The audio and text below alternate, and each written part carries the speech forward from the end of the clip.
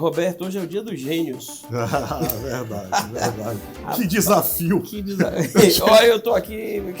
Normalmente o entrevistado é que fica nervoso. Hoje eu que tô nervoso, porque é muita genialidade junto. Minhas filhas falam assim, meu pai, não aperte a mente da gente, não. Hoje o pessoal tá apertando a nossa mente. Rapaz, a gente tá tendo que buscar lá onde no... Meu Ave Maria, meu amigo. Mas vamos lá. Médico infectologista.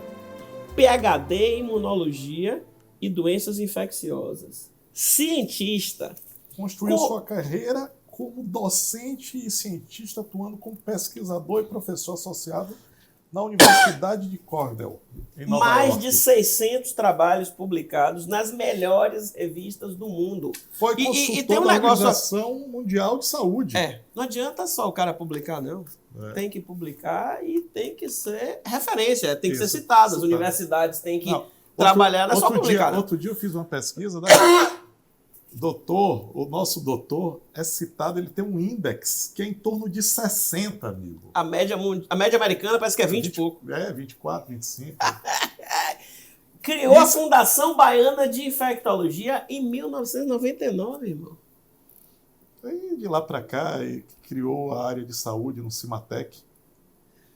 Bom, nós temos hoje aqui o privilégio, mas é privilégio mesmo. Não é? De recebermos aqui o doutor Roberto Badaró. Que Roberto vai dizer...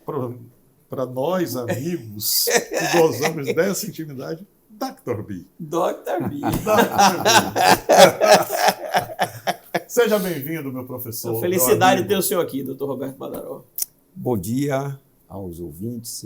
Para mim é um prazer grande estar aqui com meu amigo Marcelo Sacramento, advogado, empresário, e agora não sabia dessa sua qualidade de jornalista, né, de poder estar coisa. E Roberto é meu amigo comum de um amigo nosso que nos deixou recentemente. Memória. Né? Então, Emerson Palmeira.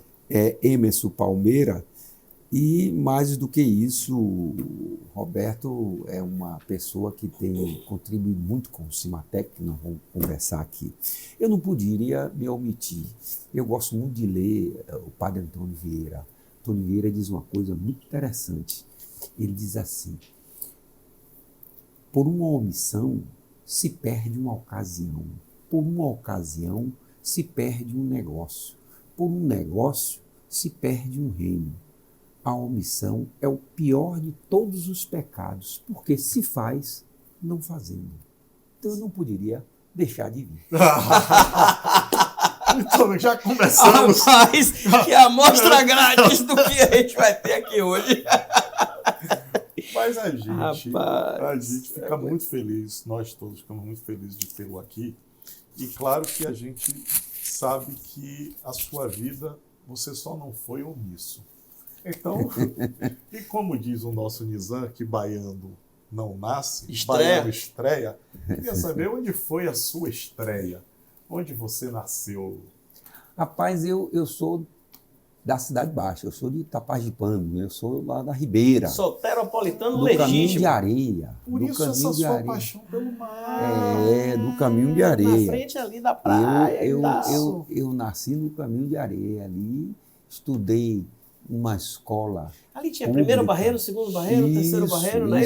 Tá vendo que o Largo do Papagaio. Sim, o Largo do Papagaio. Eu estudei numa escola Baronesa de Sauípe, numa escolinha pública, quando as escolas públicas... Você sabe quem estudou lá? Eram boas. Minha esposa, Maria Tereza. Passamos lá outro dia, na Baronesa. Pronto. Eu estudei lá o meu primário lá. Depois eu fui para o Colégio Militar, onde, na verdade, uma das coisas boas do Colégio Militar é lhe dar disciplina. Eu tenho muita disciplina, talvez a minha Foi capacidade... CPM? CPM. Tenho a capacidade de me concentrar, fazer as coisas, porque aprendi disciplina no Colégio Militar. Depois eu fui para o Colégio Central da Bahia, na época... Colégio Central? Na época da ditadura. E aí participava dos movimentos estudantis, de greve, dessas coisas todas. E aí fiz vestibular para a Universidade Federal da Bahia e para a Universidade Baiana. Passei nos primeiros lugares lá, porque eu estudava muito, né? Eu era muito dedicado Você sempre foi bom aluno, né? Sempre fui bom aluno. Eu sempre fui coisa. Eu passei nos primeiros lugares da universidade, mas sempre porque estudar é uma missão, né? Se você não fizer bem feito, eu tenho isso, eu gosto de fazer as coisas bem feitas. E isso, às vezes, lhe atrapalha muito, porque você foca ali naquilo. Busca a perfeição. Quando jovem, você estudava, mas também você gostava muito do esporte, né? O esporte sempre... Ah, sim. Não, no colégio militar, você tinha educação física, você era obrigado. Então, eu jogava voleibol bem, fui vice-campeão brasileiro de voleibol juvenil, né? Quando tinha 14, 15 anos, e jogava basquetebol. Nós fomos também, fui campeão brasileiro de voleibol e vice-campeão brasileiro de basquetebol. Nos jogos chamados aqueles jogos juvenis, os intercolegiais, que era uma atividade boa, né, que se tinha. Então eu gosto de esporte. Joguei futebol, mas não era nenhum Pelé, então não tinha muita... Mas gostava de jogar. E a paixão pela vela veio de onde? Olha, a paixão pela vela vem já de lá mesmo. Vossa Excelência é um dos grandes velejadores que essa terra sabe que tem. Quando eu era menino, então minha mãe botava eu e meu irmão para fazer banca. Né? Tinha aquela banca, lembra da banca, Roberto? Sim. Para você fazer o dever da escola. Isso. E eu era muito rápido, eu fazia a banca rápida e depois fazia a banca do meu irmão. Meu irmão era um ano a mais que eu. E aí eu fazia a banca dele, acabei ficando, me botaram Então eu adiantei um ano por causa disso, que eu fazia o dever do meu irmão. O dever de casa, né? Aí eu acabava rápido, a banca era na Ribeira, ali bem... Frente, ali, você lembra a Ponte do Cruxo, onde tinha uma fábrica de refrigerante? Sim. Eu ficava ali, apanhando buzo, brincando de arriscadilha. A maré vinha... Aí eu me pendurava para não molhar o sapato. Eu chegava em casa, o sapato todo molhado de água do mar. Minha avó dizia, ele está lá no mar. Tá. Então eu gostava muito disso. E de ficar pegando siri, pegando... Então eu nasci ali. Aí eu fiz meu próprio barquinho de tábua, que a gente chamava de catraia. Uma catraiazinha. E eu ia pescar siriboia. E eu ia para lá, boia, porque tinha boia de entrada do navio. Aí eu ficava mergulhando lá para pegar siriboia. Então o mar foi sempre um atrativo para mim. E aí eu fui para os Estados Unidos. Quando eu voltei dos Estados Unidos, aí eu disse, não, eu tenho que comprar um barco. Aí eu comprei um barco à vela, um pequenininho, 23 pés, daí não parei mais. Aí vem a paixão. Eu sigo vai aflorando. hoje o que o americano disse, ele diz uma expressão muito interessante. The size of the toy is the age of the boy. O tamanho do brinquedo é de acordo com a idade da criança. Então hoje eu tenho que ter um barco, hoje meu barco já não é. O tamanho da sua idade. Eu já estou com um barco aí encomendado de 50 e tantos pés, que eu vou voltar, porque eu vendi o meu de 45, agora eu vou para um maior. Para chegar bem em Taparica. Agora, voltando um pouco, qual foi o seu primeiro trabalho? Porque você inicia muito cedo a sua vida no trabalho. A gente falou um pouco de estudar, né, dos prazeres da vida, do mar, né, como é que você começou a ganhar um dinheirinho? O seu primeiro dinheirinho, o seu primeiro trabalho. Olha, eu tenho uma pessoa que foi muito importante na minha vida. Um padre Hugo Meregali. Ele era um diretor lá do Colégio Antônio Vieira. Hugo Meregali. Padre Hugo foi um pai que... Meu pai morreu cedo, né? Eu tinha 11 anos, meu pai teve um acidente vascular, meu pai morreu com 38 anos. E aí, jovem, eu tinha que me virar, e aí o Padre Hugo me chamou para eu estudar no Colégio Antônio Vieira. E eu disse, não, padre, eu vou ficar aqui mesmo, eu só quero as provas que você faz. Aí ele tinha lá no terceiro ano do colegial, ele me dava as provas todas e eu fazia as provas. Então eu não fiz curso pré-vestibular, eu fazia as provas do Vieira, que passava todo mundo em medicina. Então esse foi o segredo, ele me dava e ele... Ou seja, você estudava no Central e fazia as provas As do provas Vieira. do- todas que o Padre Hugo me dava para eu fazer. Então, eu fazia em paralelo Interessante, né? o Isso. central. Foi por isso que eu passei entre os primeiros no vestibular. Então, tudo tem uma razão de ser, não é? E você escolheu medicina por quê? Ah, essa é uma pergunta boa. Eu, quando tinha 6 anos de idade, minha mãe ficava assim, dizendo, esse menino vai ser médico. Nós tínhamos uma menina que trabalhava lá em casa, era adotada lá, a Joana, o nome dela. E a gente brincando na rua, o menino brincava, eu brincava de carro de rolimã, não sei se você sabe o que é isso, sabe o que é isso? Sim. Era um carrinho que a gente empurrava, botava o menino em cima, aí eu fui empurrando ela caiu, quebrou o braço, fraturou aqui o braço. Que idade você tinha? Isso eu tinha 8 anos, por aí, É 9 mesmo? anos. Certo. Aí, Foi a primeira vez que você primeira viu vez a que eu vi. fratura. Aí eu peguei, tirei a minha camisa, amarrei, fiz uma tipóia, assim, botei o braço dela, botei ela em cima do carro de rolimã e saí empurrando ela aí, feito uma... Quando eu cheguei em casa, aí botei lá, aí meu pai levou para consertar e disse, esse menino vai ser médico. Poxa, que profecia, né? Uma profecia.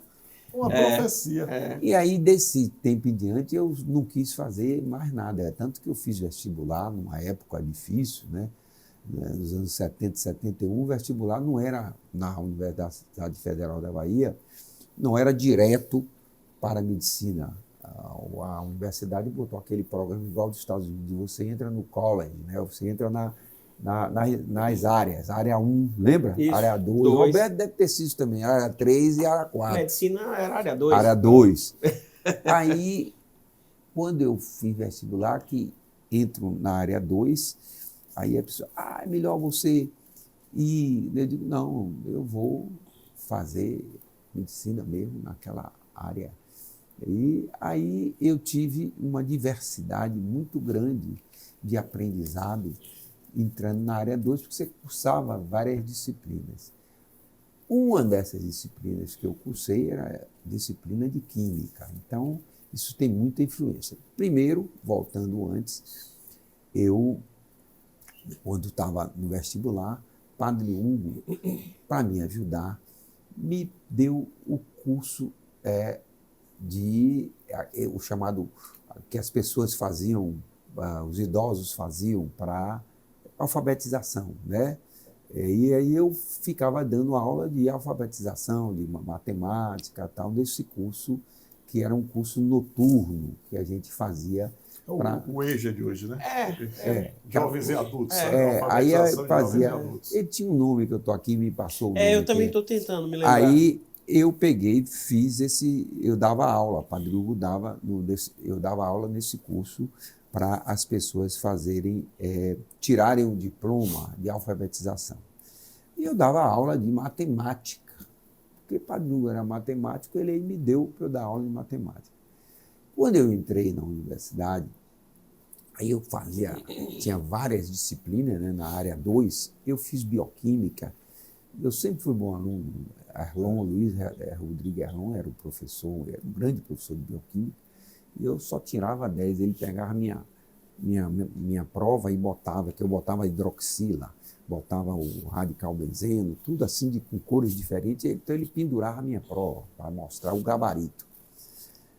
Aí um amigo comum, meu e de Roberto, Emerson Palmeira, Grande professor de Química.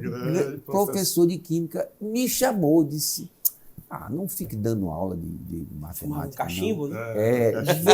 Venha Ele foi dar meu aula. Vice-prefeito. Vinha dar aula de Química. Aí eu fui dar aula de Química. Então, aí eu dei aula de Química no Vieira, no Marista, no 2 de Julho. Eram 3 pessoas, eu, ele e Biron, que era o outro professor. Biron. Nós 3 que dávamos aula de Química. Então, o Emerson é um amigo muito íntimo e particular meu, eu tenho uma saudade imensa dele.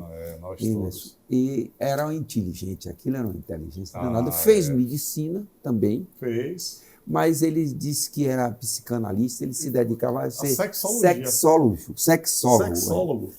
Então, eu tive a grande honra que há uns 3, 4 anos, antes da pandemia, nos reunimos, eu, Roberto e ele, na casa dele. Foi uma coisa maravilhosa.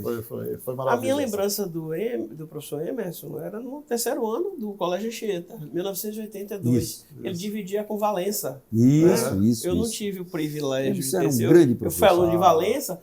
No entanto, eu fiz amizade com ele, a gente se relacionava bem, porque ele era uma figura extraordinária. Ele foi nosso professor no 2 de julho e depois ele foi meu vice-prefeito em Lauro de Freitas. Que maravilha. E que nos encontramos, bela homenagem. Professor. Que Deus o tenha, né? Bela homenagem. Aí, senhor, ele deve agora estar feliz.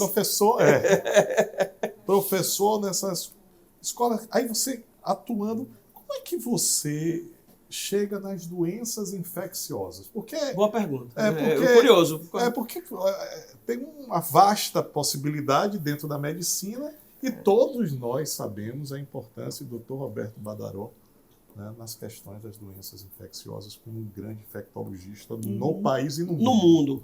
No mundo. Olha, eu chamo essas coisas de coincidência cósmica. Eu era 4º ano de medicina, o saudoso professor Rodolfo Teixeira, foi meu professor, eu fui assistente dele durante 20 anos. Eu devo ele a minha carreira, né, primariamente. Eu devo a 3 pessoas. Ele, um americano que chama Thomas Clifford Jones, que foi uma grande pessoa na minha vida. Thomas Clifford Jones e o Warren Johnson. Foram essas 3 pessoas. Hoje, um amigo meu, Steve Reed, mas depois eu vou comentar sobre isso. E eu estava lá no curso de medicina, no 4º ano, e aí eu estava estudando para ser neurocirurgião. Eu não ia ser coisa, não. Eu seria da cirurgia. Cirurgia, eu queria fazer neurocirurgia, porque meu pai... Das mais complexas. Meu pai faleceu de um acidente vascular encefálico.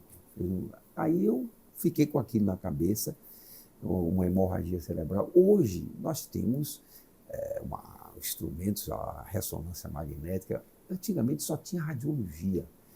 E eu ficava fazendo angiografia. Aquilo, para poder ver onde estava a hemorragia, não tinha imagem. Então, eu estava desiludido com aquilo. Aí eu procurei o Dr. Rodolfo, ele é um grande mestre.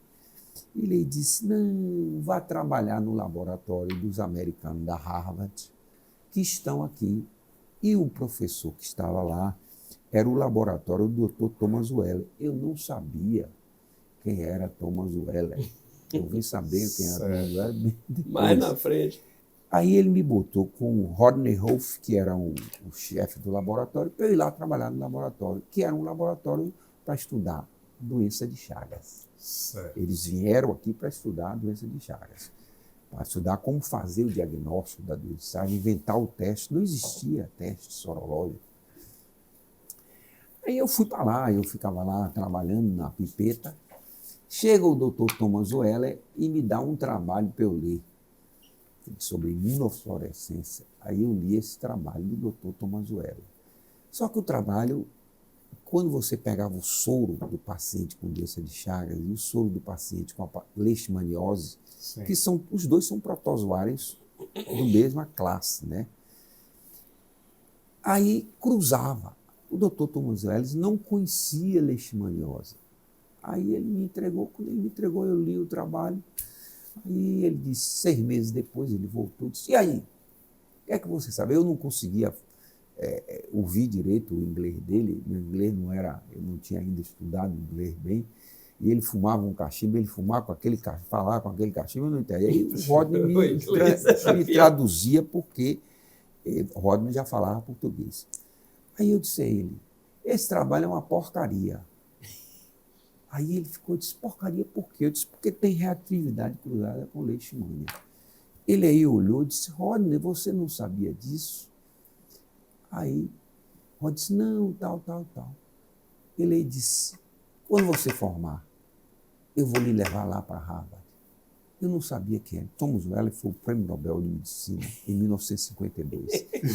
Eu digo que é coincidência cósmica, porque eu nasci em 1952 e ele ganhou o Prêmio Nobel em 1952. Puxa vida. É uma coincidência cósmica. E eu me Claro. encontro com esse homem que foi importantíssimo na minha vida, porque eu fui estudar. Aí ele levou Na- você para Me lá? levou depois, eu fui ser professor na universidade lá, de Harvard.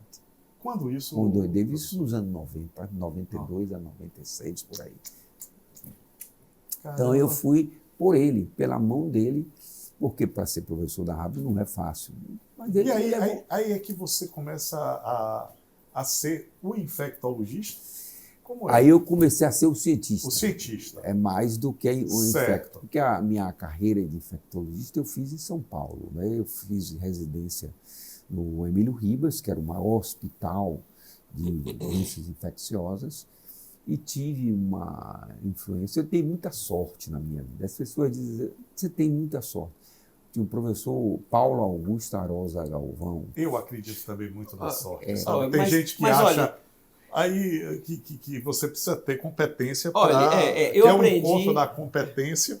eu aprendi que sorte é a oportunidade, é quando a oportunidade se encontra com a competência. É o que eu falei no início sobre a ocasião e a omissão. Né? Se você passar, você né, perde. Então, ele, Arosa Galvão, ele era um homem, um médico top da infectologia. Lá em São Paulo. Lá em São Paulo, era o médico no Einstein, ele tinha. Então, quando eu me formei, e eu estava lá com ele, tá, eu trabalhava com ele, visitava os pacientes deles. Ele aí chegou para mim e disse, um dia ele conversando comigo, ele gostava de mim, terminava o consultório, ele disse, Badaró, tem 2 tipos de médico. Eu disse, quais são? Ele disse, o que fala inglês e o que não fala. Aí eu fiquei, aí ele disse, você ia fazer um curso de inglês. Aí eu entrei naquelas escolas para escolher, um indivíduo chamado George Little. Ele tinha um programa para ensinar inglês. Certo. Aí eu fui lá e ele disse, eu vou lhe mandar, mas você não vai para um lugar de medicina nenhuma, você vai para uma escola de filosofia. Aí eu fui para Pensilvânia, Beaver College, em Glenside, que é uma cidadezinha na Pensilvânia. Para fazer filosofia. Filosofia. Então eu fiz filosofia, eu estudei filosofia e me formei em filosofia. E minha dissertação foi Sam Hamlet, de Shakespeare. É por isso que os amigos dizem que você tem, né, nós amigos, dizemos que você, acima de tudo, é um humanista. Eu aprendi muito com isso. Então, minha dissertação foi sobre Hamlet, né, que o irmão assassinou o outro, eu não vou falar de Hamlet aqui, mas eu fiz minha dissertação nisso. Imagine você escrever uma dissertação em inglês sobre isso. Então, eu tive que estudar inglês muito. Então, eu aprendi inglês, não estudando medicina, aprendi inglês estudando filosofia. Filosofia. O que quando você vai para os Estados Unidos, você foi pela primeira vez com que idade, Badaró? Eu fui quando eu tinha 30 anos, 28 para 30 anos. Qual foi o impacto o que mudou a sua percepção da medicina que você se formou aqui quando você chegou lá e viu aquele novo cenário ali? Essa é a outra pessoa importante, né? Eu digo tem sorte, a vida tem que ter sorte, você tem que ter um pouco de sorte. Thomas Clifford Jones era o professor da medicina internacional. O doutor Elni Rocha, um grande médico na Bahia, o professor Elni Rocha, e o professor Rodolfo tinha um programa que a gente chama Programa de Colaboração Internacional entre a Universidade da Cornell e a Universidade Federal da Bahia, UFBA. Era um programa de 5 anos, que era um programa que o National Institute of Health dos Estados Unidos, o CNPq dos Estados Unidos, financia. Era um financiamento bom, um grande de $1 milhão por ano para mandar formar pessoas, mandar estudantes para fora e vir de lá para cá e formar professores. O Thomas Jones, ele gostou de mim. É interessante a minha história com ele, eu vou tomar um segundo de vocês para dizer isso. Mas é importante. Que eu estava... Eu tinha 28 anos, 29 anos, estava lá e chegou esse programa. Eu morava em São Paulo. porque eu estava com o doutor Airosa Galvão, tal, já voltei, já tinha feito minha coisa em inglês, tudo, já falava inglês bem. E eu trabalhava no consultório do doutor Airosa, ganhei um dinheiro substancial, porque eu acompanhava o dele no Einstein, eu dava plantão na UTI, por isso minha visão de clínica médica ampliou muito. E aí, doutor Rodolfo, que foi um grande mentor meu, ele me telefonou e disse, eu já estava há 5 anos em São Paulo, me formei em 77, 76. Aí fiquei até 80. Aí 80, ele disse, você não vai voltar não, doutor Rodolfo? Tem um programa agora internacional, venha que vai ter um salário bom. Aí eu fui fazer a entrevista. E o doutor Warren Johnson, que era o chefe da infectologia da Cornell, Universidade da Cornell, do New York Hospital, e tinha o doutor Thomas Clifford Jones, que era o chefe da medicina internacional, era o chefe do Warren. Aí eu fui fazer a entrevista com os dois. Cheguei lá, o doutor Rodolfo me apresentou, olha isso aqui, é uma pessoa minha, tal, programa para jovens. Aí o Warren me perguntou, cheguei lá, o financiamento é para estudar leishmaniose, coisa que as doenças que causam úlcera na pele, que causam um crescimento do baço, chama calazar, né? Uma doença muito comum aqui. 500 mil pessoas ainda hoje têm calazar no Brasil e mais de 1 milhão tem leishmaniose, que é uma doença que é transmitida por um mosquito, né? Que é um flebótomo, e causa isso. E eles vieram para estudar, porque a gente não sabia nada. Aí, quando eu cheguei para fazer entrevista com o Warren, o chefe da infecção, ele disse, boa, tal, me apresentei. Ele disse, quantos trabalhos você tem publicado? Eu disse, não tinha nenhum. Para menino, hoje tem 600, mas não tinha nenhum. Naquela época. Tem um começo. Aí ele olhou assim para mim e disse, eu estou procurando uma pessoa experiente para fazer epidemiologia na cidade de Jacobina, que tinha muita. Aí eu disse, doutor Rodolfo, eu vou voltar porque não tem. Aí doutor Rodolfo bateu na mesa e disse, não, esse programa é para jovens, não é para mim. Claro, olha, eu vou chamar Jones. Aí chamou o Thomas Jones. Certo. Aí chamou o Thomas Jones, Thomas Jones chegou, entrou, sentou, aí disse, tudo, você está aqui, você quer trabalhar nesse programa? Eu disse, eu tinha interesse, mas o seu amigo disse que eu não sou qualificado. Olha, quando um homem é inteligente e tem uma visão, Tom é meu ídolo. Ele chegou e disse, Warren, how many papers do you have published on leishmaniasis? Eu pergunto, quantos trabalhos você tem publicado em leishmaniasis?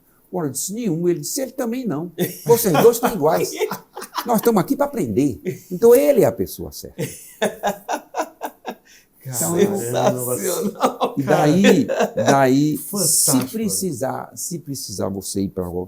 Então ele me mandou, aí eu saí, fui para Londres, fiquei 1 ano em Londres estudando. Bom, Madaro, eu quero pegar o gancho que você contou, a história do fluorescente, que também tem a ver com leishmaniose. Engate aí, como é que foi essa questão? É isso que aí, não, vamos lá. Aí eu fui estudar isso lá em Londres, eu fiz, aí montei a sorologia para leishmaniose. Aí minha paixão pela leishmaniose começa. Eu estive lá com vários pesquisadores e um deles é Alice Voller. Foi um indivíduo que inventou uma técnica chamada ELISA. Hoje, se você chegar em qualquer laboratório, qualquer aqui na Bahia, você faz a sorologia com ELISA. É uma técnica que você pega uma placa com 96 furinhos, bota o antígeno ali, joga o soro do paciente e só automaticamente hoje você já tem um resultado se é positivo ou negativo. Naquele tempo não existia, só existiam essas plaquinhas e eu fui a primeira pessoa no mundo que fez a ELISA para leishmaniose. Teste de ELISA aqui. Imagina. Que eu aprendi Orgulho com esse. Dos baianos, né? Porque esse Thomas Jones me botou com ele. Quando ele me escolheu, eu disse, mas eu não sei nada. Ele disse, escolha onde você quer ir, que eu lhe mando. Eu tenho dinheiro. Ele me mandou para lá. Me mandou para o Center for Disease Control, o Centro de Controle de Doenças, para aprender a fazer imunofluorescência. em leishmaniose. Eu fui fazendo minha vida em leishmaniose e foi aí onde eu publiquei mais de 70% dos meus trabalhos foi nessa área. Então, a ligação está numa linha de pesquisa. É isso que é importante. O jovem não tem que ficar como os americanos chamam, don't be a butterfly. Porque a borboleta fica assim, né? Não. Você tem que focalizar num... Isso tem um foco, né? Aí, Jones me proporcionou isso. Eu fiquei dos melhores laboratórios do mundo através dele. Então, nós nos tornamos um grande amigo, eu e ele. E essa questão dessa fluorescência foi uma pessoa que você encontrou? Aí eu ia para os congressos, ia para as coisas todas, mas aí eu já estava, essa fluorescência, eu já estava na universidade. Aí eu já era grandezinho, né? Eu já fui ser professor titular na Universidade da Califórnia de San Diego, eu já era professor titular. Já foi agora, isso é recente, isso é dos anos 2000. Agora, né? Eu já estava lá e aí eu estava nessa reunião que eu disse a você, os queijos e vinhos, e encontrei... Fale essa reunião, né, no final da tarde, da sexta-feira. Isso é uma coisa que as universidades brasileiras, e eu tenho falado com o Leone, o diretor do Cimatec, para a gente fazer uma coisa dessa. Você precisa reunir competências. Quando você tem um centro de tecnologia, como a gente tem lá no Cimatec, com 46 especialidades, talvez os maiores centros de tecnologia da América Latina, lá o Cimatec, pouca gente conhece o que a Bahia tem. A Bahia tem coisa boa. Tem que conhecer. Conheçam o Cimatec. Impressionante. Aí você, lá no Cimatec, tem toda a área de mecânica, de elétrica, são 46 tecnologias e as pessoas podem se encontrar, podem estar juntas. Então, isso a importância é você ter isso, é você ter...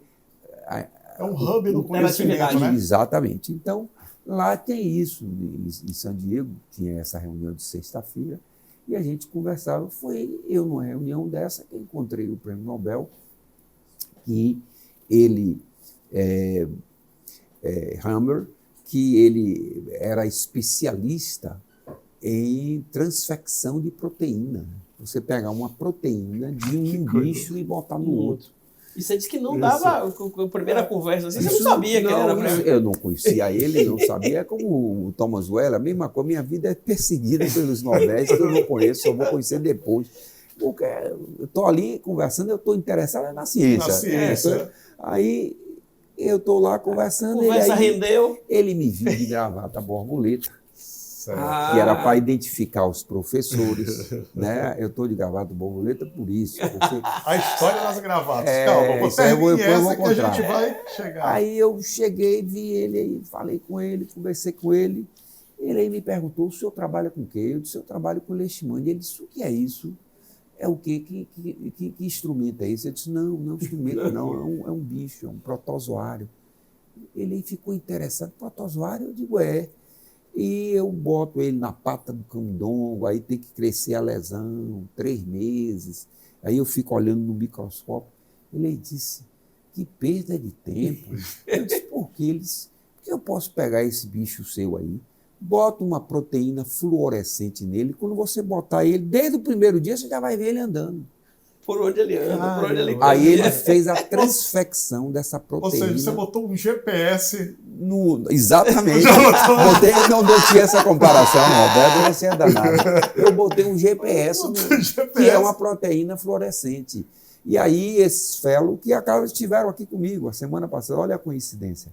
Robert, certo que a gente convidou e você não pôde. De onde ele tirou essa proteína fluorescente, doutor Madaró? Ele tirou a proteína do vagalume. Do vagalume. Do vagalume, ele pegou o vagalume e retirou a proteína. E aí pegou essa proteína e colocou para dentro da leishmania. Foi fantástico. E aí eu publiquei isso. Agora, quando isso? Vagaluminosо. Isso foi ano, mais ou menos? Em 2002. 2002, então 22 anos atrás.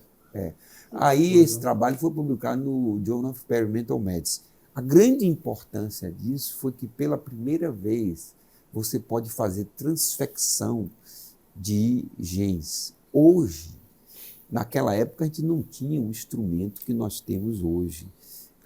a ganhadora do Prêmio Nobel da Universidade de Yale, do ano passado, de 2019, criou uma tecnologia de edição de genes. Hoje nós podemos, por causa dela que fez aquela ovelha, nós podemos hoje fazer... Dolly, nós podemos... Eu posso projetar o DNA que eu quero, que eu pego as bases nucleotídicas, quer dizer, o segmento, e posso... Chama CRISPR, é a tecnologia. Você pode cortar parte dos genes e emendar um no outro com essa tecnologia. Então, isso foi uma coisa assustador, assim, né, professor? Isso?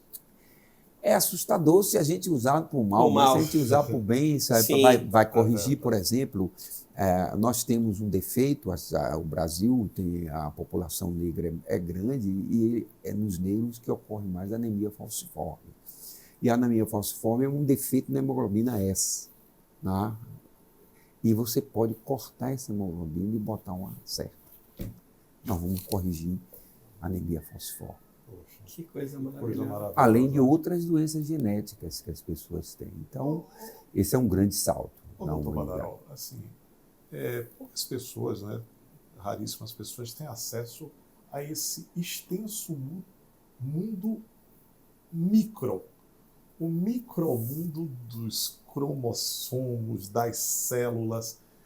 Quando o senhor começou a entender, o que eu estou percebendo, quer dizer, a ciência, né, o cientista aí falando, o cientista Badaró, né, fazendo uma alquimia da vida, né?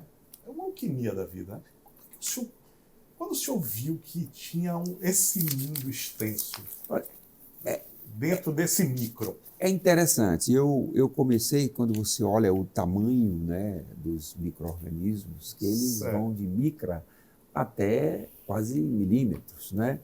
Então, eu comecei trabalhando com a leishmania, que tem uns milímetros. A leishmania tem um tamanho pequeno, em torno de 100. Seus primeiros microscópios que o senhor olhava... Era ótimo. Era um microscópio que você só via, aumentava 1000 vezes. Já é um aumento significativo, mas era um microscópio. Hoje nós temos a microscopia eletrônica que você aumenta 10.000 vezes. Você consegue enxergar não mais o organismo, mas a molécula. O senhor, desses 40 anos de profissão, né? 50 anos de profissão, o senhor viu o microscópio sair de 1000 para 10.000 e hoje 300.000 vezes com o microscópio eletrônico você vê a molécula, você consegue enxergar a molécula. Então, esse é um avanço muito grande no poder que você tem o que faz a ciência. Você imagina o que é que faz a ciência? O que faz a ciência é uma coisa tão simples. O que fez Newton descobrir a lei da gravidade. A curiosidade? Não, você vai ter exatamente a observação. Newton estava sentado debaixo de uma macieira, a maçã caiu e ele disse, não, alguma coisa puxou ela. Ele inventou a lei da gravidade. Mesma coisa Einstein, né? Então, a observação é fundamental. Então, quando você, Leonardo da Vinci. você observa, você vai fazer as perguntas. Então, a ciência, ela vem de uma pergunta científica correta. Certo. Se você perguntou algo, e eu sempre fui. Esse é um método científico. Eu comecei perguntando, e aí chega a genética, né? Eu tive uma professora que eu admiro muito, a professora Eliane Azevedo, uma geneticista de grande estirpe internacional, e ela dava aula para a gente de genética. Aquilo era um negócio assim, do outro mundo, você entender do gene, a gente não fazia ideia. Hoje nós manipulamos ele. Naquela época você Então, quando o senhor estudou... Não se mexia no gene. Não se mexia? Não. Você identificava o gene, você sabia qual era, mas a gente não sabia manipular ele bem. Então, as grandes transformações da medicina nesses últimos 30, 40 anos são estupendas, né? Hoje... Pode-se dizer que a ciência americana é a é a base dessas... Olha, eu não seria os franceses, Também. os alemães e os russos, eles têm uma ciência muito avançada. Hoje, com essa tecnologia, e eu hoje estou trabalhando, por exemplo, nós vivemos aí a epidemia de Covid. Você imaginava que nunca isso ocorreu na história da humanidade. A epidemia começou em 2020 e chegou a 2024. Em 4 anos nós temos a vacina que protegeu contra o avanço da doença e quiçá vamos ter uma nova agora e vai proteger contra a infecção. Nunca se desvia. Poliomielite nós levamos mais de 20 anos, 30 anos para conseguir uma vacina. Então, se você imaginar que em 4 anos, por que isso aconteceu? Porque a gente descobriu uma forma de controlar essa informação genética, que é o RNA mensageiro, o mRNA. Então, essas vacinas, chamadas vacinas de RNA mensageiro, a vacina da Pfizer, a Moderna, a nossa vacina, a vacina que eu trabalhei também para desenvolver aqui no Brasil, é uma vacina de RNA mensageiro, em que você pega a codificação da proteína S e faz expressar dentro da sua célula. Então, hoje, a gente ensina a nossa célula a fazer a expressão do que a gente quer que seja produzido. Eu quero que seja produzido um anticorpo contra a proteína do coronavírus. Eu não jogo a proteína, não. Eu jogo o RNA mensageiro que vai ensinar meu organismo a produzir essa proteína. Que coisa linda. Agora, deixa eu dar um testemunho. Quando a pandemia começou, Marcelo, eu liguei para o professor Badaró porque ninguém sabia o que ia acontecer. Ninguém sabia. Aí eu disse, professor, as pessoas estão falando aí que muita gente vai morrer. Ele disse, vai morrer. Se nós não tivermos vacina, vão morrer umas 20 a 30 milhões de pessoas. Eu terminei o telefone, quero aqui dizer, bati o telefone, cheguei para minha esposa e disse, Badaró, não, morrer 20, 30 milhões de pessoas? Não está batendo da cabeça. Meu amigo, só no Brasil foram 700 mil, foi quase 5 ou 6 milhões. Ou seja, se não houvesse de fato a vacina... Morreram 76 milhões de pessoas. No mundo todo. Imagina. Foi 2 bilhões de pessoas infectadas. No mundo. Não, uma coisa que conseguiu parar o planeta Terra. E, na verdade, isso tudo porque a gente teve algo que é fundamental. A gente não sabe o poder da comunicação. Isso foi a coisa... Então, a comunicação, os meios de comunicação facilitaram muito isso. Hoje eu me lembro, Roberto não é de minha idade, eu sou mais velho do que você, mas você teve a época em que você, para conversar com uma pessoa, para eu telefonar, eu tinha que fazer uma ligação. Marcar horário. Marcar horário, fazer uma ligação internacional. Eu experimentei muito isso, eu me comunicava com a Cornell nos anos 80, eu tinha que pegar o telefone, marcar, fazer a chamada para falar com... Hoje, com o WhatsApp, você fala e vê a pessoa a qualquer hora, em qualquer parte do mundo. Você faz teleconferência. Então, a comunicação facilitou muito isso. Então, eu acho que isso fez com que as pessoas tivessem uma facilidade de entender e de divulgar. A outra, essa epidemia se espalhou porque hoje a distância entre o mundo é muito pequena. Hoje você está em qualquer lugar do mundo em 24 horas, qualquer lugar. Você quer ir em 24 horas, você chega. E a maioria dos lugares você está em 12 horas. 12, 13 horas você está. São 120 mil voos que saem da China, saía de Wuhan para a Inglaterra. Então está explicado porque a doença voou. E da Inglaterra para o resto do mundo. Então, é fácil você entender porque hoje as pandemias podem se disseminar de uma forma muito rápida. Veloz demais. Né? Eu quero aproveitar e fazer assim, uma pergunta que eu acho que é importante. Quando a gente fala de medicina, a gente fala de saúde. E a gente fala da formação dos médicos. Né? Então, a formação dos médicos hoje é um tema, né, que está sendo debatido muito pela quantidade das escolas de medicina. A quantidade e pela qualidade. Queria que o senhor abordasse um pouco isso e abordasse também a questão se a telemedicina, não é? E aí, complementando, se a telemedicina é um instrumento importante para esse futuro, esse cenário futuro de mundo completamente globalizado. Essa é uma pergunta muito boa, Roberto. Claro que você está acompanhando isso. O Brasil precisa de médico, mais médico precisa. Eu não tenho dúvida disso, ele precisa. Mas, na verdade, o que nós precisamos, mais do que mais médico, é uma desconcentração dos médicos nas grandes cidades.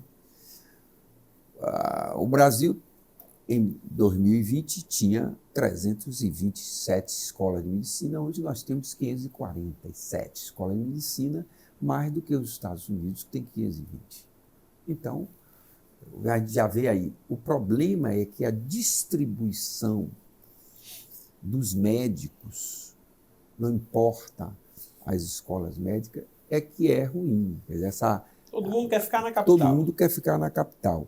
Então, esse programa que, na verdade, o governo está querendo fazer, de descentralizar o médico, dando a ele uma aposentadoria especial, isso não vai funcionar, isso não funciona. O que funcionaria é o que os Estados Unidos faz. Sabe como é que é feito nos Estados Unidos?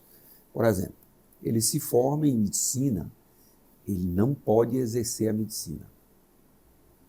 Então, aqui você ganhou o CREMEB, o CRM, ele já pode prescrever, formou, e ele não tem formação. Não tem nenhum médico que se forme que tenha condições de atender doentes, sobretudo em clínica médica, que é muito difícil. Atender uma especialidade é mais fácil que atender um paciente com clínica médica, porque a clínica médica envolve uma série de conhecimentos, uma série de coisas que hoje cada vez mais complexas. Mas houve um processo de desvalorização da clínica médica em favor da especialização. Porque o médico especialista ganhava mais. Mas isso é um equívoco que a gente tem que ser corrigido. Como é que a gente corrige esse equívoco? De uma maneira muito simples. Primeiro, o médico, ao formar-se, ele não pode ter o CREMEB dele, o CRM dele, e direito a medicar, se ele não fizer uma especialização, uma formação. Então, lá nos Estados Unidos, ele tem que fazer o board, ele tem que fazer uma prova para estar qualificado. E antes dessa prova, ele faz 2 anos de fellowship, chama fellowship. Quer dizer, ele fica numa universidade sob a supervisão de um médico mais velho. Como é feito isso na Austrália? Como é feito isso é como se fosse uma residência obrigatória? Mas a residência é uma espécie de residência. Só que é uma residência obrigatória. Obrigatória. Ele tem de fazer, senão ele não pratica. No Brasil, a residência ele já pratica.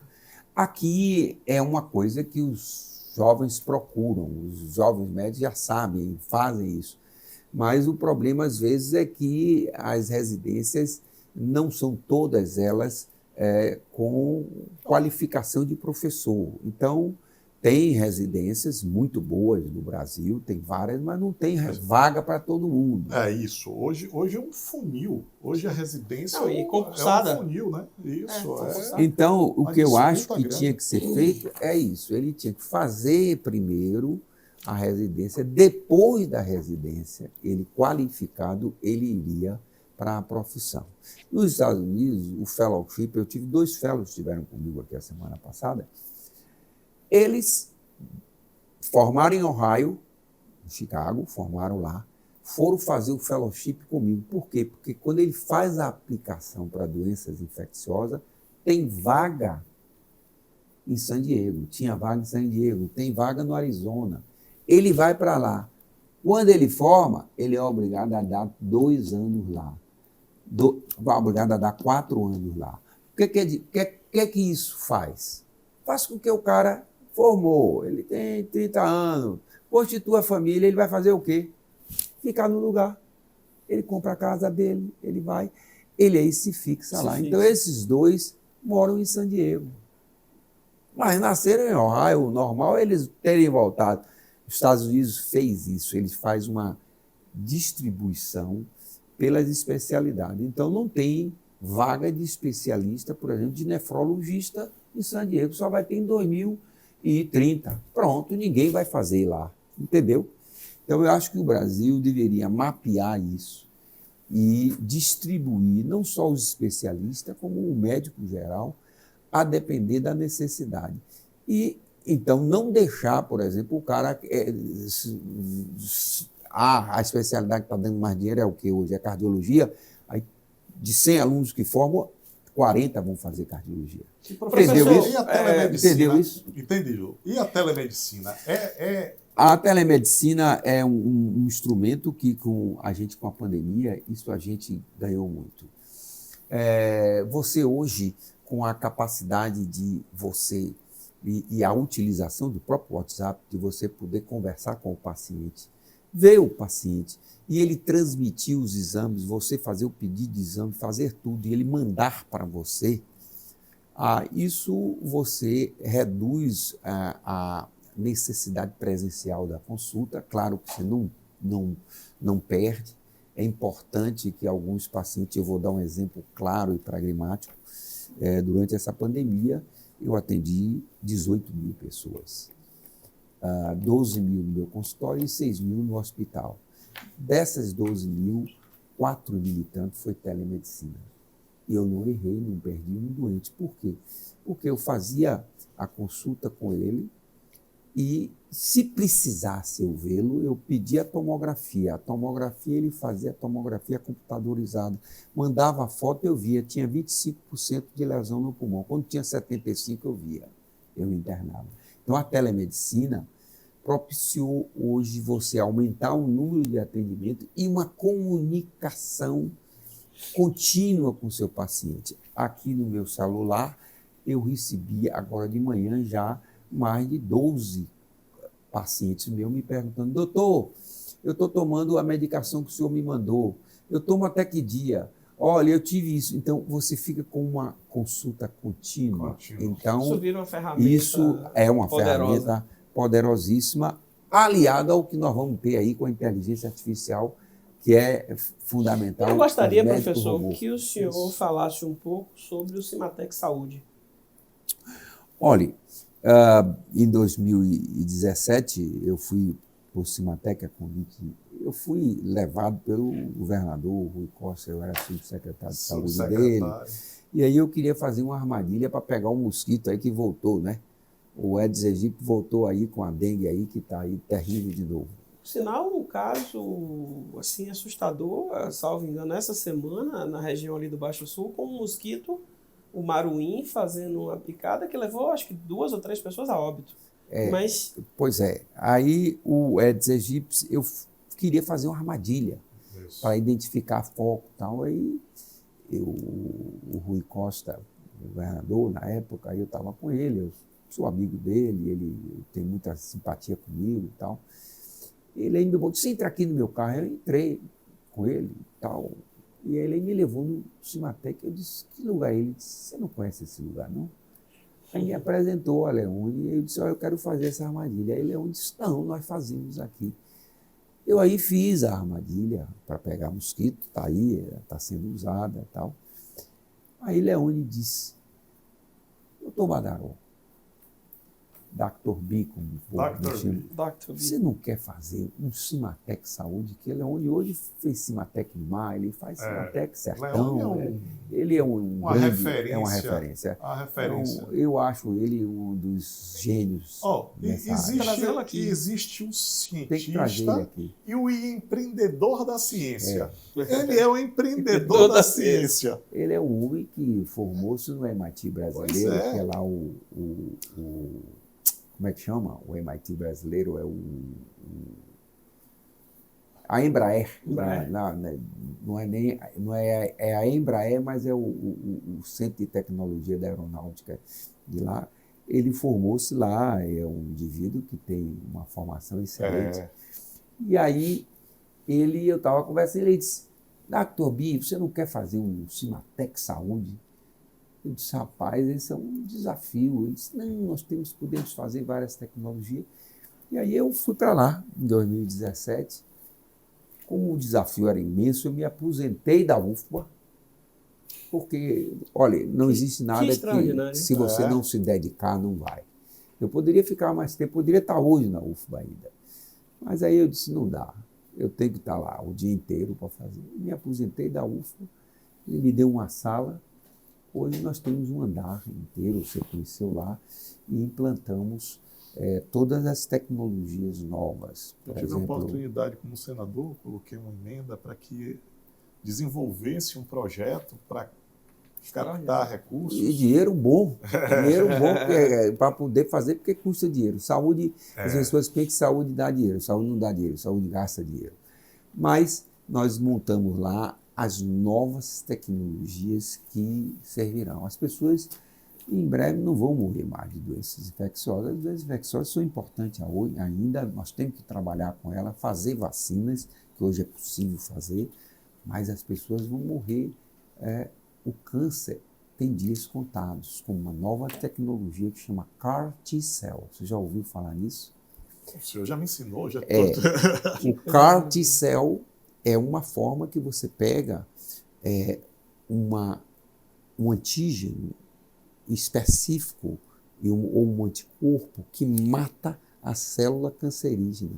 Não é como a quimioterapia. Uma pessoa com câncer toma a quimioterapia não só mata a célula cancerígena, mas mata as outras. Varre, né? O CAR T-Cell não só vai nela, na célula cancerígena. Então é um tratamento especializado. Então nós montamos isso lá no Cimatec, nós vamos ter CAR T-Cell lá, nós montamos essa parte de terapia gênica lá, e toda a área de RNA mensageiro nós montamos, fazendo formulações dessas proteínas e tal, e a área de terapia celular, que é a coisa hoje fantástica, né? As células troncos, as células mesenquimais, você pode hoje substituir. Hoje uma pessoa com uma leucemia, sabe o que a gente faz, Roberto? A gente mata as células todas da medula dela e bota uma célula nova, sua mesmo.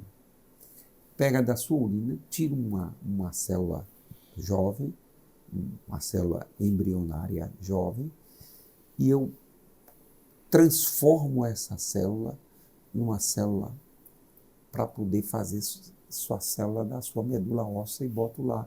A sua medula óssea com a célula leucêmica morreu porque eu destruí e eu boto uma medula óssea nova para você. E estamos trabalhando... Isso já é feito. A cura da leucemia nos Estados Unidos já faz. Estamos trabalhando isso na Bahia? Então, lá no Cimatec a gente tem essa área de células troncos, células mesenquimais. A doutora Milena Soares ficou na Harvard durante 4 anos trabalhando. Professor, rapidamente, já que o senhor está falando de algumas evoluções assim, da ciência, né? Fale um pouquinho de bacteriófagos. O que é? É rápido. Eu sabia que você ia pegar, porque eu sou apaixonado. Todo homem arranja uma paixão. Né? Na sua maturidade, a minha paixão hoje em medicina, na área médica de pesquisa, é o bacteriófago. Você sabe que o mundo está vivendo hoje a grande epidemia silenciosa, que é a epidemia das infecções resistentes aos antibióticos. Desde 2005, a gente não tem um antibiótico novo. Porque as indústrias não querem perder dinheiro. Por quê? Porque eu boto um antibiótico novo. Em 5 anos desenvolve resistência, a indústria não recuperou o dinheiro investido. Para desenvolver uma droga nova, custa 1 bi, 2 bilhões de dólares. Desde o zero, da fase 0 até a fase 4. Então, as indústrias não estão mais fazendo antibiótico novo, a gente está vivendo com o que a gente tem. Ou seja, a gente está ampliando cada vez mais a resistência aos antibióticos e você não tem alternativa. Surgiu essa alternativa. Só a questão, a gente ouve muito, olha, pegou infecção hospitalar. Isso. 30% dos hospitais, a média dos hospitais no mundo inteiro, o brasileiro nessa faixa também, alguns mais, são colonizados por bactérias multiresistentes a todos os antibióticos. E a gente está vendo isso acontecer e algumas pessoas morrendo. A mortalidade por infecção hospitalar, infelizmente, é muito alta por causa disso. Então, uma alternativa que a gente tem para vencer essa falta de antibiótico é utilizar uma coisa muito interessante que existe desde que o mundo existe, que é um vírus que infecta a bactéria. Ele infecta a bactéria, usa o RNA da bactéria, se reproduz e destrói a bactéria. Ele tem um ciclo chamado lítico. Ou ele fica dentro da bactéria, faz um ciclo que não é lítico, que esse ciclo chama lisosômico, que ele faz o quê? Ele fica ali dentro controlando a bactéria e não deixa a bactéria morrer, mas não deixa ela replicar. É o que acontece, imagine, nosso estômago, nosso intestino, o seu, o meu, tem milhões de bactérias. Imagine se ela crescesse, e ela cresce 10 em menos de um minuto. A nossa barriga explodia. Chega um determinado momento que ela entra nesse ciclo lisosômico. Ela replica e para e deixa a bactéria quietinha lá. Mas quando a bactéria começa a aumentar demais, ela entra no ciclo lítico. Ela entra e destrói a bactéria. Então, nós aprendemos hoje a isolar essa bactéria e injetar na corrente sanguínea do paciente, porque ela não infecta a nossa célula. Esse vírus não infecta, não é trópico para a nossa célula, mas ele vai na bactéria e destrói a bactéria. É uma coisa fenomenal. Fantástico, né? Eu tive um professor lá do Cimatec, da Universidade da Califórnia, que ele estava com uma pneumonia grave, sepsemia, morrendo por Acinetobacter baumannii, bactéria, e não tinha remédio para ele. A mulher dele, colega nossa, estava lá em 2018, chegou e disse, não, vamos, 2017, vamos pegar uma alternativa. Ela aí viu que na Europa estava fazendo isso, os russos fazem isso desde 1911. Só tinha essa terapia na Rússia. Eles são os quem mais sabem de bacteriófagos, são os russos, sabe, mais que o americano. Aí ela viu isso, pegou o bacteriófago, nós injetamos ele está vivo hoje. Eu tive alguns pacientes aqui na Bahia que eu já testei e curei infecções externas de pele, grave, com bactéria multiresistente, tomou os antibióticos, mais de 6 meses com a ferida aberta, curou por isso. Então, é o futuro hoje da terapia antimicrobiana é o bacteriófago. Por isso que eu estou focado nisso. Professor, o senhor, a gente é muita ciência, muita história. Eu quero até pedir desculpas ao nosso entrevistado, porque é tão extensa o currículo dele que a gente hoje pensou algumas coisas importantes e tanta coisa que poderíamos... Chegamos ao final. Também, estamos chegando ao final muita do programa. Competência, professor. A gente tem o penúltimo quadro, vamos dizer assim, que é o bloco 4, que é o direto ao ponto. A gente vai lhe fazer algumas perguntas e o senhor responde de bate-pronto, aquelas de 1, 2, 3 palavras. Depois a gente, no final, aí o senhor vai ganhar um presente nosso. Muito simples, é um presente bastante simples, mas que com certeza o senhor vai lembrar desse momento, nos seus momentos de reflexão, de estudo. E aí o senhor dá uma mensagem final, né? Mas eu vou aproveitar o gancho, antes da gente perguntar, o senhor fala aí das pessoas que o senhor salvou, e o senhor salvou muita gente, mas tem um baiano famoso aí que o senhor salvou, que ele fez uma música para o senhor, né? E aí, essa música, quem conhece, né? É 1 tifo, 2 tifos, 3 tifos, quantos tifos deu? Quem me salvou da doença? Foi Badá, foi Badá. Aí ele termina dizendo, sulpofloxacina, o bacilo extermina e a febre acabou. Asdrubal. Ele é um químico, ele é muito meu amigo por outra área muito grande. Primeiro, o conheci é no episódio de doença dele. Hoje ele é um grande amigo meu, porque é um dos melhores violonistas do país. Músico? É músico. E eu gosto de tocar violão. Isso é uma outra área que eu gosto de fazer. Eu gosto de tocar violão com ele. Aí, repare, ele foi no meu consultório, eu tinha um consultório no Hospital Aliança, então ele foi lá no meu consultório, ele estava todo ictérico, aí já tinha ido no médico, o médico disse que era hepatite, tal, porque ele fez uma forma de febre tifoide, a forma tifoide, quer dizer, o nome está dizendo, de tifo, e aí ele estava com o olho amarelado, eu examinei ele, eu disse, não, isso não é tifo não, isso aí é febre tifoide, isso na música. Diz na música. A música ele dá uma aula de febre tifoide. É o diagnóstico. Aí ele disse, não pode, eu digo, vamos internar, você tem que internar. Internei ele e dei ciprofloxacina a ele. E ele, o bacilo extermina e a febre acabou. Curou, e no meio o pessoal, o médico lá, disse, não, isso não é tifo, não. Aí vamos tirar, aí eu ia lá, disse, não, vai manter o coisa. Aí o médico tirou, eu comprei a ciprofloxacina numa farmácia e dei a ele. Eu digo, deixa eles ficarem dando esse remédio para você, porque tiraram o antibiótico e você toma. Aí ele tomava o remédio, e aí os médicos, tá vendo que não era hepatite? E aí, no final, cresceu, porque leva 2, 3 semanas para crescer, às vezes, a bactéria, aí cresceu a salmonela. Aí o médico disse, puxa, caso raro. Eu disse, não, isso é comum. Então, mas aí o Dubinha fez uma música, né? Um tifo, 2 tifos, 1 tifo, 2 tifos, 3 tifos. Quantos tifos deu? Quem me salvou da doença? Eu juro que não fui eu. Foi Badá. Então ele aí, a música ele conta, ele dá uma aula de febre tifoide. Ele conta tudo. E é interessante, né? Deixar essa coisa mais livre agora, porque a gente está assim, à frente do médico, infectologista, cientista, certo? Navegador, músico e cozinheiro. Também. Ou seja, essa qualidade. Uma excelente companhia para você poder apreciar um bom vinho. Né? Então, assim, é um homem de muitos instrumentos. Muitos instrumentos. Mas vamos lá. Vamos lá. Pacientes ou alunos?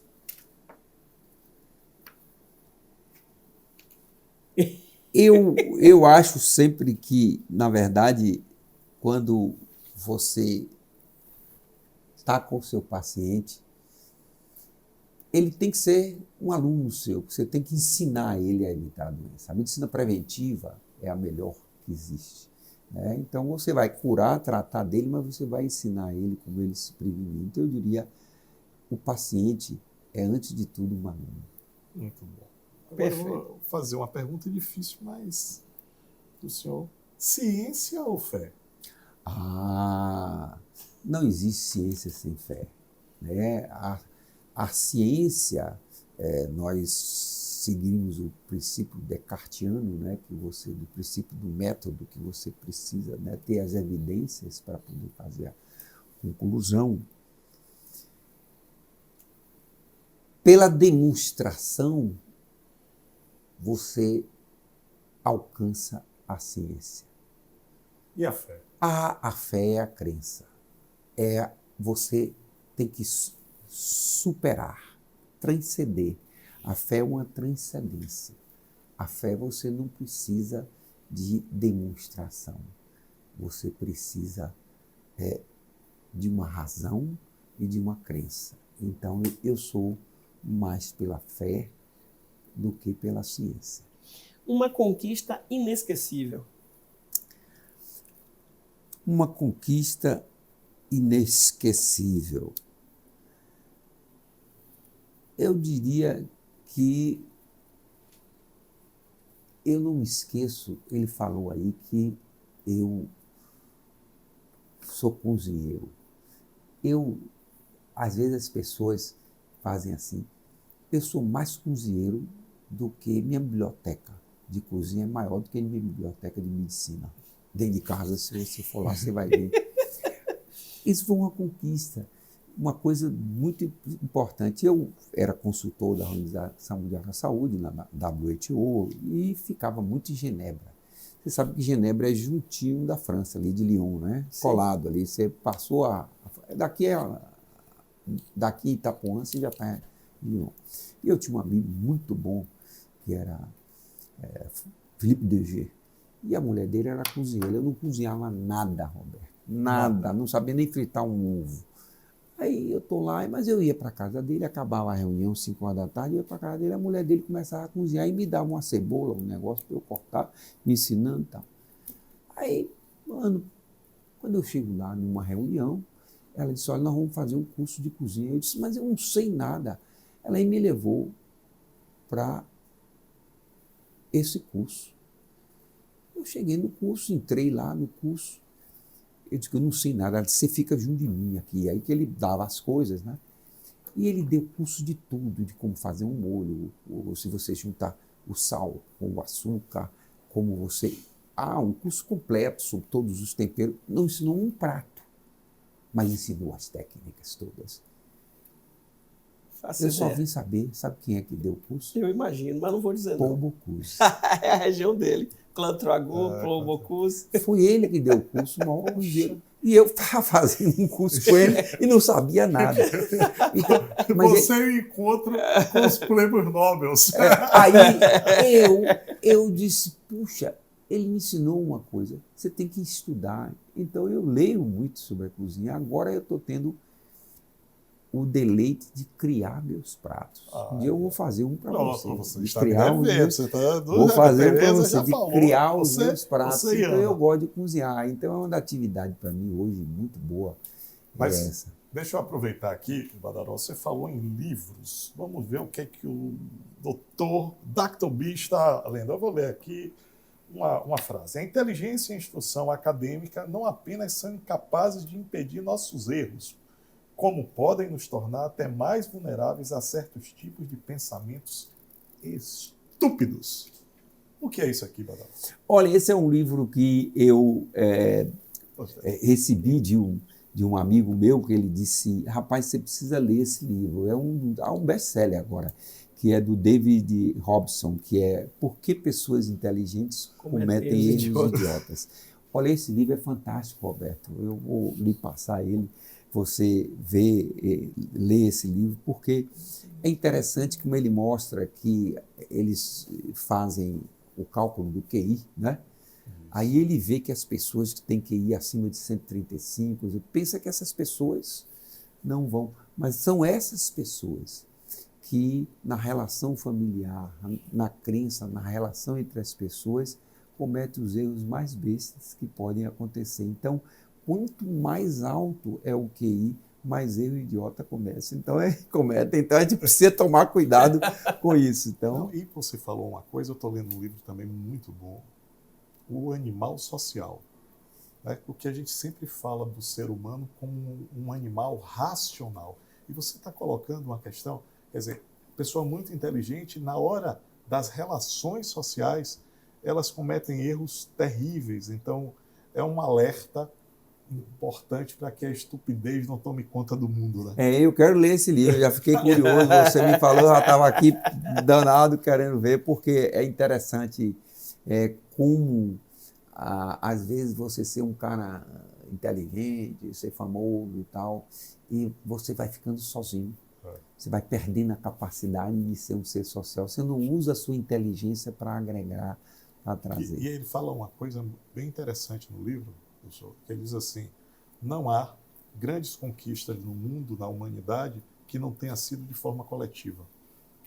Mesmo que você tenha um pensamento, mas para você ativar seu pensamento, você precisa ter uma relação social.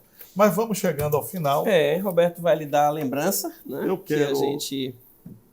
quero presenteá-lo para que o senhor, na hora de estar nas leituras da sua casa, né, do seu consultório que salvou. Olha, veja, olhe para isso, rapaz. Doutor Roberto Badaró. Se eu tomar seu café, o seu chá. Você sabe, eu vou lhe dizer uma coisa, Roberto. Você vai em casa, você vai ver. Eu tenho coleção disso, eu faço coleção disso. Porque nos Estados Unidos, você vai lá na mesa do cara que está, né? Ele tem uma caneca. Eu no Sumatec tenho uma. Porque ele bota o café, porque o café nosso aqui é um café forte, né? Sim. É pequenininho, é um menor. O café lá é aguado, né, Roberto? É o famoso americano. Aí você bota aquele café grande, aí você chafé. É um chafé, aí você fica tomando. Mas tem muita cafeína, viu? É danado. Aí você fica tomando para acordar. Então eu tinha minhas canecas, aí eu comprava uma, depois outra, então eu tenho. Então essa aqui eu vou usar. Se você for lá na minha casa, no meu escritório, tem uma lá. Assim, agora vai ser essa. Bom, muito professor, obrigado. Chegamos ao final do programa, né? Que foi uma aula, uma lição, uma genialidade. Eu acho até que a gente, né, vamos fazer um corte mais na frente para trazer o professor Badaró de volta, porque realmente é muita coisa, é uma sumidade, é um baiano que orgulha a Bahia, né? E no panteão dos homens inteligentes e daqueles que marcam uma época na história da Bahia, seguramente ele já está inscrito e ainda tem muito a nos dar e nos oferecer. Não, eu agradeço pela generosidade aí dos elogios à minha pessoa, mas a coisa mais importante que eu acho que as pessoas... Pronto, agora o senhor faz esse finalmente e dá a sua última mensagem para os jovens, eles têm que aprender a escutar. Não é à toa que nós temos 2 ouvidos e uma boca. Ouvir é uma das coisas importantes. O médico, sobretudo, o médico está perdendo muito essa capacidade de ouvir, entra na internet, pede os exames. A coisa mais importante que eu digo aos jovens médicos, escutem seu paciente. Ele vai lhe dizer exatamente o que é importante. Com a inteligência artificial que está aí agora, com os médicos robôs que vão atender 300 pacientes num dia, Roberto, eles vão saber mais de medicina do que nós médicos, esses robôs. Mas ele não vai saber uma coisa: não existe doença, existe doente. A manifestação de uma patologia, de uma doença, é individual em cada pessoa. Então é preciso que o médico acerte o que é importante naquele conhecimento para aquela pessoa.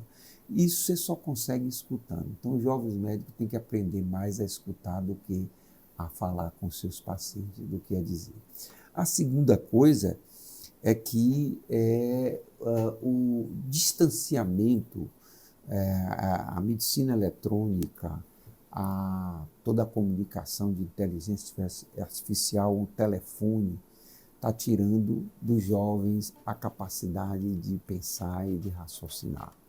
Ele, com o chat GPT, como eles já encontram pronto. É preciso que o jovem tenha o seu momento de meditação e de estudo da sua própria alma, da sua própria vida. Que ele faça uma reflexão diária do que eu errei, o que é que eu fiz hoje, o que é que eu fiz hoje. E, a partir do dia seguinte, ele prossiga. Não adianta você estar remoendo no passado. É você caminhar para frente e executar o que você tem de melhor. Porque a melhor coisa que você pode fazer para ser feliz é servir ao outro.